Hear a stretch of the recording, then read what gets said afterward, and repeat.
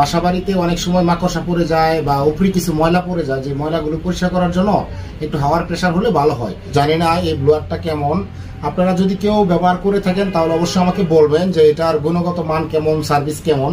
আমি এই বক্সটা আনবক্স করতেছি, দেখি এর ভিতরে কি কি আছে সেটা সম্পর্কে একটু দেখবো। বক্সটা আনবক্স করার পরে আমি প্রথমে কিন্তু সেই কাঙ্ক্ষিত ব্লোয়ারটা পেয়ে যাচ্ছি। পলিথিন এটা বের করে নিলাম। এবার আমরা এটাকে ইনস্টল করব। প্রথমে আমরা এয়ার নজলটা লাগাবো। এয়ার নজল লাগানোর পূর্বে কিন্তু আমাদের এই যে লক আছে, সেই লকারটা আমরা এখানে এটা পুশ করে নিব। দেখেন এই যেভাবে আমি কিন্তু এটা এই লকটা এইভাবে লাগিয়ে নিলাম, আমরা এখানে দিয়ে দিব, পুশ করে নিব। এবার এই যে আমার এয়ার নজলটা কিন্তু একেবারে পারফেক্টলি লক হয়ে গেছে, টানলে খুলবে না। এটা কমপ্লিট হয়ে গেলেই এই ফিল্টার নেটটাও কিন্তু আমি এখানে লাগিয়ে নিব। এই যে ফিল্টার নেটটাও কিন্তু আমি লাগিয়ে নিছি, যেন এর ভিতরে ধুলাবালি না যায়। ধুলাবালি গেলে কিন্তু এই ব্লোয়ারটার ক্ষতি হতে পারে। আমার এখানে ইনস্টল করা শেষ, এটা কমপ্লিট। এবার আমি ওকে আমার বোর্ডে লাগানো হয়ে গেছে। আমাদের যেখানে যে একটা পুশ বাটন আছে, এই যে পুশ বাটন, এটা সুইচ, এটাতে চাপ দিলে দেখি কি হয়।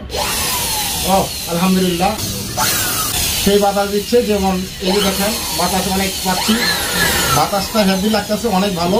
এই যে আমি যে সুইচটা চাপ দিব, সুইচটা চাপ দিয়ে এখানে একটা কালো বাটন আছে, কালো বাটনটা আমরা বলে এটা ডাইরেক্ট হয়ে যায়, তখন এটা লক করে রাখা যায়। এটা কিভাবে আনলক করবেন, এটা কালোটায় একটা চাপ দিলে আবার এটা আনলক হয়ে যায়। ভালো থাকবেন, সুস্থ থাকবেন। আসসালামু আলাইকুম।